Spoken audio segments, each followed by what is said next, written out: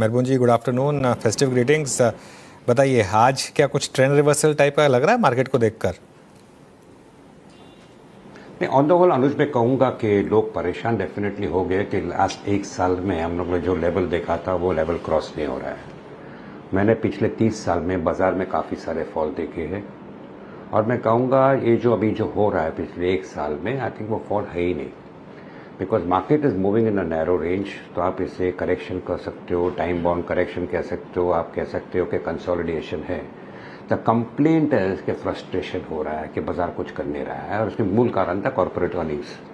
इसके बाद भी जो मार्केट को हुआ था, जिससे मैं कहूँगा कि काफ़ी सारे अनिश्चितता है बाजार में, खास करके जो ग्लोबल फैक्टर्स है। हम लोग ने जियो पॉलिटिकल रिस्क देखी, हम लोग ने पाकिस्तान के साथ हमारा पंगा हुआ था, all this type of things which has happened. और उसके बाद अभी डोनाल्ड ट्रंप जो कर रहे हैं, टैरिफ की जो वॉर है, मारामारी है, they are is cosying up to Pakistan, he is telling his troops to be ready whatever that means. तो जियो पॉलिटिकल रिस्क अभी भी सबसे बड़ा रिस्क है और मार्केट इसको टैकल कर रहा है। सबसे बड़ा टेस्ट रहेगा मार्केट को, वो रहेगा रेजिलियंस ऑफ डोमेस्टिक इन्वेस्टर्स, जिसको रिटेल इन्वेस्टर्स कहते हैं।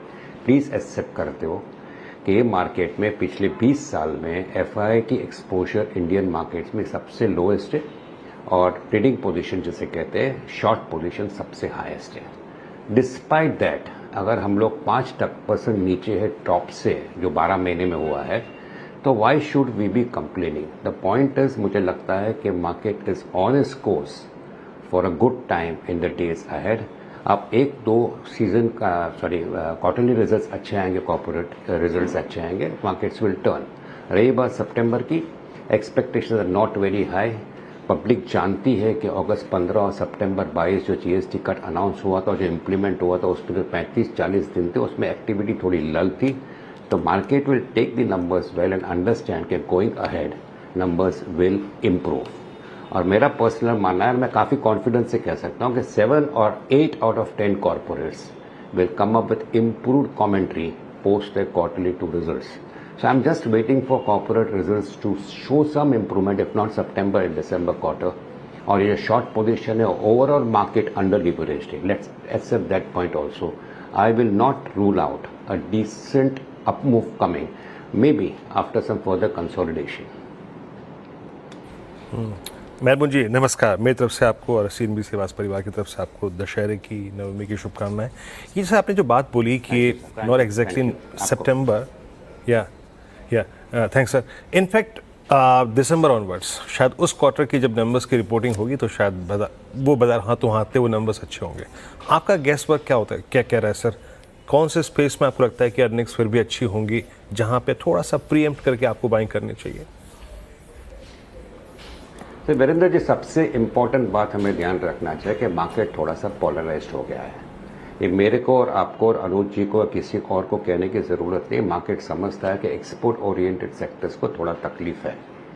टैरिफ इज अ टैरिफ, भले वो 25% हो या 50% हो, restrictions are restrictions. This can only and specially because global demand भी ज़्यादा कुछ है नहीं, because overall not all economies are doing well.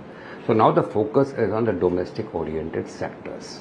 तो जहां आपको 10 सेक्टर्स में पैसे लगा सकते थे, अभी आप सिर्फ 5 सेक्टर में लगा सकते हो। तो हमें समझना चाहिए कि when you are buying a stock among those 5 sectors, don't buy it when they are grossly overvalued.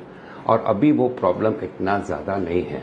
तो रही बात सेक्टर्स की, मेरा फोकस रहेगा डोमेस्टिक ओरिएंटेड सेक्टर्स पर। हमेशा की तरह मैं कहूँगा tourism and hotels looks good, infrastructure financing looks good, public sector banks, private sector banks looks good, defense looks good selectively, property looks good selectively, and railways looks good.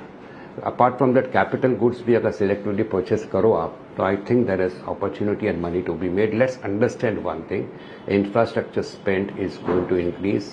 Indian markets will have to accept the fact that despite a global slowdown, despite restrictions trade पे, the focus will be on the domestic economy. To concentrate on those sectors where the money will keep on flowing and where your money also should go and park itself.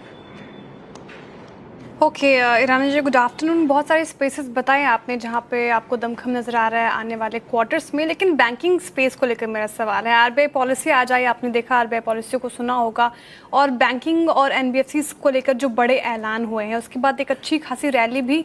आप कैसे approach करें banking space को? क्या आप यहाँ से exposure बढ़ाने वाले हैं? क्या स्ट्रैटेजी होगी?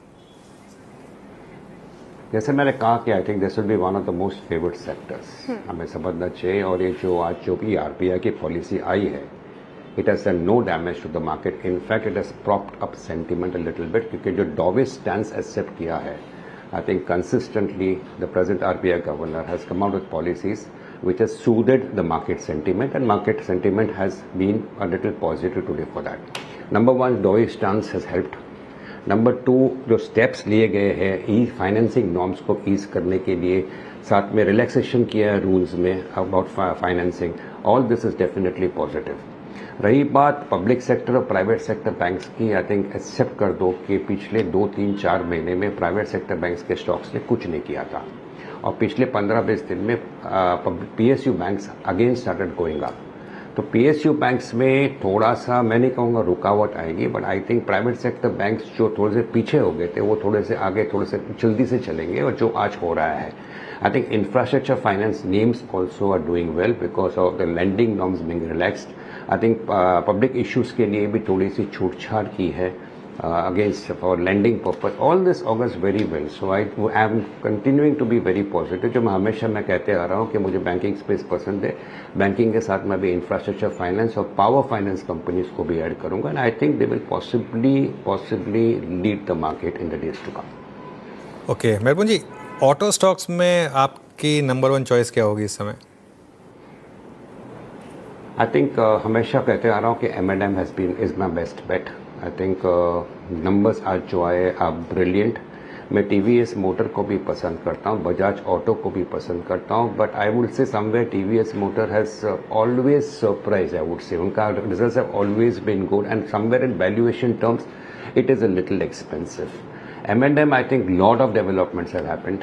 M&M has challenged all the skeptics who were very skeptical as far as the company's growth prospect goes, and it's possibly, I would say, I rate it as the number 1 company right now. So M&M को number 1 कहूँगा, और somewhere in terms of valuation मैं Bajaj auto को number 2 कहूँगा। अच्छा मेहरबान जी, आपने कहा अभी अपने शुरुआती कमेंट्स में कि ऐसे ही स्पेस जो कि थोड़ा सा एक्सपोर्ट ओरिएंटेड हैं, उनसे थोड़ा सा अगर आप देखें आपको बच के चलना चाहिए। अभी ये जो फार्मा के टैरिफ्स आए, इन टर्म्स आपने जो 100% टैरिफ लगाए, आप इसके अंतर्गत आपका फार्मा पे टेक क्या है? पहली चीज़ तो ये, और फार्मा से ही हट के फार्मा के ही अंदर हेल्थ केयर स्पेस जहाँ हॉस्पिटल्स आते हैं, आपका मेडिकल इंश्योरेंस पे जीएसटी जा चुका है, अब ये क्या स्पेस होगा जो आपके कंफर्टेबल स्पेस जो है उनकी लिस्ट में अपीयर होगा क्या? Health care and hospital and diagnostic. Answer would be yes.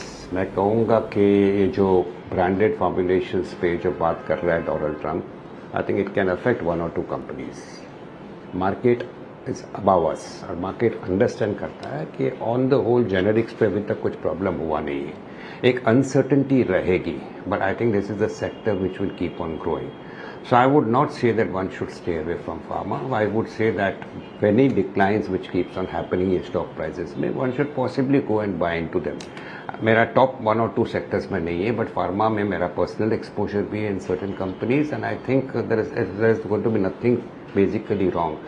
Understand and accept it कि US has a heavy dependence on India as a country which is exporting pharmaceutical, especially generics to them, और इसमें मुझे कोई ज़्यादा कुछ बड़ा संकट आएगा या प्रॉब्लम आएगा, मुझे ऐसा लगता नहीं है। मेहरबान जी, बहुत बहुत शुक्रिया आज हमारे साथ जुड़ने के लिए, और ऑल द बेस्ट आपको, और एक बार फिर से फेस्टिव ग्रीटिंग्स आपके लिए। मीनवाइल